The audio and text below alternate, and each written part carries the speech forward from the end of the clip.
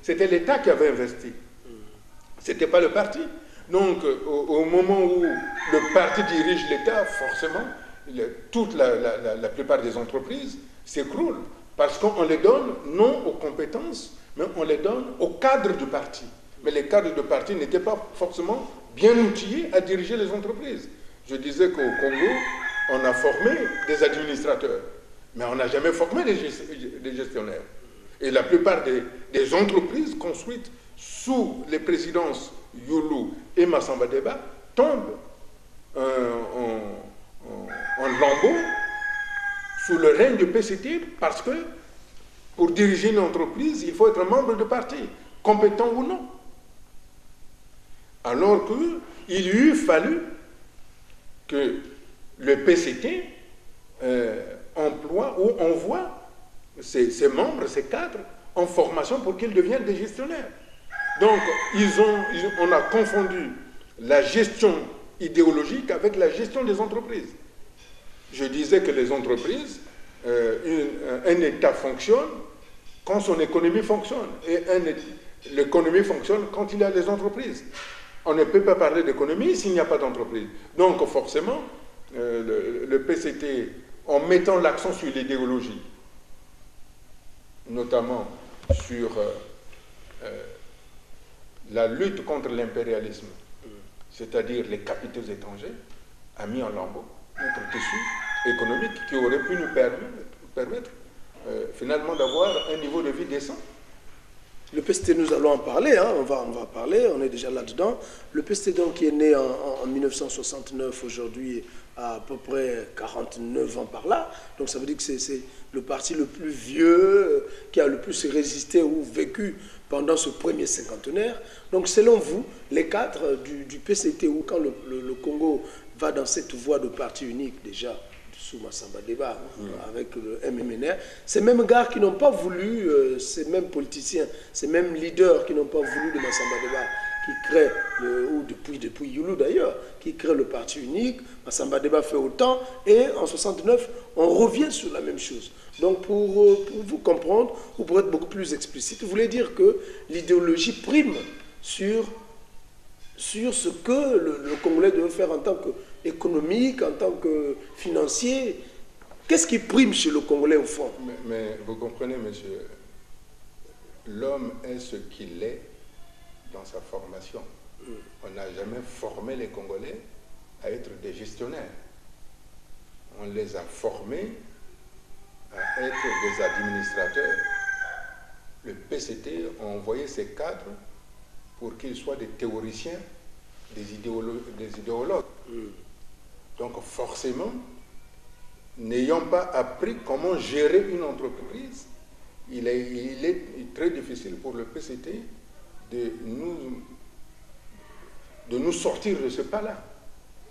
La seule chose qu'il peut faire, c'est de s'associer, comme se fait dans les autres pays. Vous voyez, par exemple, le pays d'origine ou de référence de mes aînés révolutionnaires, marxistes-léninistes révolutionnaires.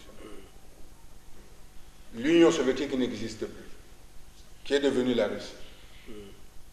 Ben, ce n'est plus l'idéologie qui prime là-bas. C'est maintenant la culture de l'entreprise.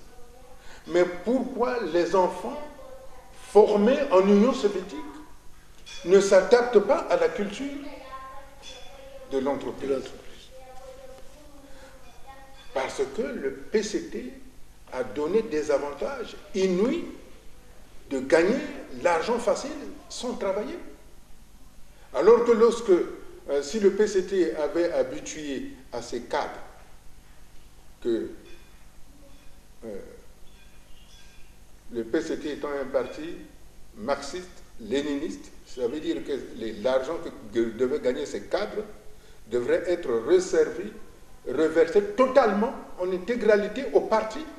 Et c'est le parti qui devrait payer les cadres du parti en fonction des charges sociales qu'ils avaient. Mais contrairement à cela, les cadres se sont accaparés la richesse du pays, devenant ipso facto, le PCT est devenu, l'État devenu le capital. En d'autres termes, les cadres du PCT étaient devenus ceux qu'on combattait, les impérialistes. Voilà l'erreur. C'est pour ça d'ailleurs, à chaque fois, je les ai qualifiés d'intellectuels réactionnaires, d'intellectuels mercenaires. Parce qu'en tant que cadre politique, ils n'ont pas donné la possibilité au pays d'émerger. Ils n'ont pas donné la possibilité au pays de leur montrer leur savoir-faire, ce qu'ils avaient appris. Monsieur, par exemple, Ndalagraï, qui était le théoricien du PCT, est un ingénieur. Mais monsieur Ndalagraï a passé tout son temps à nous faire des discours à dormir debout. Nous prenons le vieux Nomazalai, un grand ingénieur agronome. Qu'est-ce qu'il nous a laissé? En dehors des intrigues politiques. Autant pour Pascal Souba aussi, qui était ingénieur, lui aussi. Qu'est-ce qu'il a fait lui aussi dans le même sens? Peut-être pas au moment où il est président, mais avant. Pascal Souba a été le doyen de la faculté des sciences, où j'ai fait mes études scientifiques, où les étudiants étaient bien formés, sous sa poigne. En Europe, il m'a reçu. Mes diplômes de maîtrise des sciences techniques, c'est lui qui était le patron. Quand il était professeur à l'université Val-de-Marne, tout en étant associé à l'Institut Pasteur de France, dans le 14e arrondissement, on a voulu créer un laboratoire national ici pour étudier ce qu'on appelle la maladie orpheline des Noirs, la drépanocytose. Donc il a voulu faire quelque chose quand il n'était plus aux affaires. Mais les autres, même quand ils n'étaient pas aux affaires, ont-ils intégré un cabinet ou quelque part pour... Non. Ils sont restés à se nourrir d'idéologie. D'ailleurs, une fois, j'avais demandé à mon parent, qui se disait marxiste-léniniste, ont-ils fait l'autocritique du marxisme? Votre parent qui? Les théoriciens. Alors d'accord, le Congo s'apprête à célébrer le cinquantenaire le 15 août prochain. Donc d'après vous, sous quel signe finalement doit-on célébrer cette grande fête nationale? Ou que pensez-vous que le Congolais doit faire? Puisque vous avez critiqué tout le temps, les gens étaient dans la théorie, dans ces théories idéologiques. Maintenant, comment pensez-vous le Congo après ce cinquantenaire? Je voudrais dire que pour moi, l'indépendance, c'est un échec de la République française vis-à-vis des ex-colonies parce qu'elle n'a pas mis les structures nécessaires pour que ces peuples qu'elle avait considérés être matures s'affranchissent d'elle. Donc aujourd'hui, nous sommes dans la rétrospective de notre histoire commune. Nous devons l'accepter avec ses dérives, mais de ne pas persister dans ces dérives. Donc pour moi, du 15 août 1960 au 15 août 2010, c'était l'apprentissage, c'était la lutte pour accéder à l'indépendance. Pour moi, le 15 août 2010, dans 19 jours, c'est l'an 1 de l'indépendance. C'est là où je place tout mon espoir pour que le président de la République, le chef de l'État, c'est-à-dire garant de l'autorité souveraine de l'État, doit nous engager vers un avenir certain, pas vers un avenir de discours. Le président de la République a de très bons conseillers en communication qui savent lui concocter de bons discours. Nous avons eu 50 ans pour les discours. Demain, nous devons rentrer dans la phase véritable de l'indépendance économique, c'est-à-dire que nous devons investir dans la création des entreprises pour que nous ayons une économie, pour que nous ayons des finances publiques. Parce qu'au jour d'aujourd'hui, quand nous parlons du ministère de l'économie et des finances, c'est une aberration puisque nous n'avons pas d'entreprise. Donc j'ai bon espoir que le 15 août 2010 prochain, dans 19 jours, j'insiste bien, c'est l'an 1 de notre indépendance. Le président de la République qui a été élu par la majorité des Congolais, c'est ce qu'il a dit, cette majorité des Congolais qui s'est exprimée en s'abstenant doit être entendue pour que le président nous donne un premier ministre, chef de gouvernement qui engage la politique de la création des entreprises, qui va engendrer l'économie. Ce serait anticonstitutionnel. La Constitution prévoit-il ce poste de Premier ministre? Quelle Constitution? Je ne veux plus rentrer dans des débats. J'ai déjà dit sur cette question-là le 14 janvier 2010, lors des vœux que je vous ai présentés à vous, membres de la presse. Je sais que vous aimez me titiller là-dessus. J'ai dit que le Parlement au Congo appartient au président Sassou Nguesso. Mais vous, en tant qu'homme politique du pays, cadre de ce pays, vous êtes dans les finances, donc c'est pas trop loin de l'économie, j'espère. Alors, quelles sont les propositions que vous faites? Est-ce que vous faites des propositions au gouvernement, au président de la République? L'opposition aussi devrait changer de culture. On ne doit pas toujours être là à critiquer le pouvoir, mais vous devez faire des actes, poser des actes qui frisent effectivement, qui démontrent que voilà une opposition, voilà des citoyens qui veulent du changement. Est-ce que vous faites ce genre de propositions? Cher monsieur, laissez-moi vous dire que je ne sais pas danser la danse du ventre. Je ne la sais pas, cette danse-là. Chaque fois que j'ai parlé, j'ai dit clairement à monsieur le président de la République ce qu'il fallait faire. Aujourd'hui, nous parlons de 50 ans d'indépendance, même si je dis que 15 août 2010, ça va être l'an 1. Nous allons recevoir des invités. Quel chef-d'œuvre on va leur présenter? Vous pouvez m'en donner? Où on va les loger? L'hôtel Mbamou Palace n'est pas fini. L'hôtel, comment ça s'appelle déjà? L'hôtel du président Gelou? L'Olympique Palace. Et il va montrer, voilà, nous avons un hôtel, on va loger nos habitants, nos invités à l'hôtel, l'Olympique Palace qui appartenait au président Gelou qu'on a chassé. Ceux qui l'ont chassé, ce sont ceux-là qui vont... Non, soyons sérieux. Donc je disais que je ne sais pas danser la danse du ventre.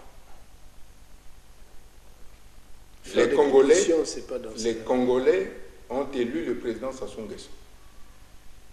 Le président Sassou Nguesso a dit lui-même qu'il donnait aux Congolais le chemin d'avenir. Mais un chemin, on le prend. Ce n'est pas un but. J'ai proposé au président de la République comment fallait-il faire pour que son chemin d'avenir ne soit pas bouché. La première des choses, en tant qu'homme public, c'est de dire nos institutions ne marchent pas. Ça nous coûte cher pour rien.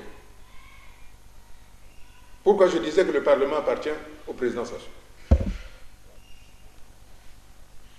Sur le plan mondial, nous avons la constitution la plus chère au monde. Assez rapidement, parce que pourquoi dépenser 840 milliards de francs CFA pendant une législature pour entretenir les députés et les sénateurs? Donc il peut leur demander, moi j'ai besoin en cette année de l'an 1 de l'indépendance, créer des sociétés, des entreprises. Je veux prendre cet argent pour le mettre là. Il parle de l'industrialisation dans ça. Je dis, il nous faut absolument que les citoyens congolais, les habitants de tout le Congo, aient accès à l'eau, aient accès à l'électricité. C'est la chose la plus facile qu'on peut obtenir.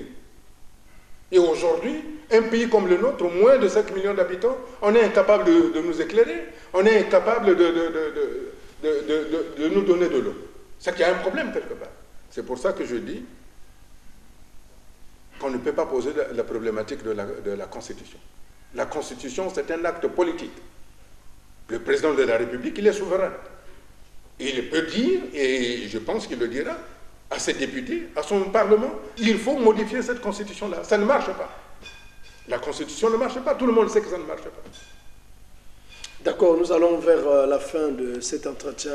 Nous aurons peut-être l'occasion de revenir sur la Constitution et autre chose, parce qu'aujourd'hui, il s'agit effectivement de voir comment est-ce que le Congo va aller vers la célébration du cinquantenaire, donc les 50 ans de son indépendance. Alors, chers téléspectateurs, nous étions là avec Modeste Boukadia, je vous l'ai dit dès le départ, qu'il est le président du Cercle des démocrates et républicains du Congo, CDRC en sigle, ancien candidat à l'élection présidentielle, mais qui s'est arrêté en route parce que les conditions n'étaient pas remplies, vous l'avez suivi. Et donc, nous étions avec lui pour parler d'un certain nombre de questions inhérentes à la vie politique, même socio-économique de notre pays. Chers téléspectateurs, nous vous disons merci de nous avoir suivis. Un tout petit mot à l'endroit des téléspectateurs qui nous suivent maintenant, en 1 minute.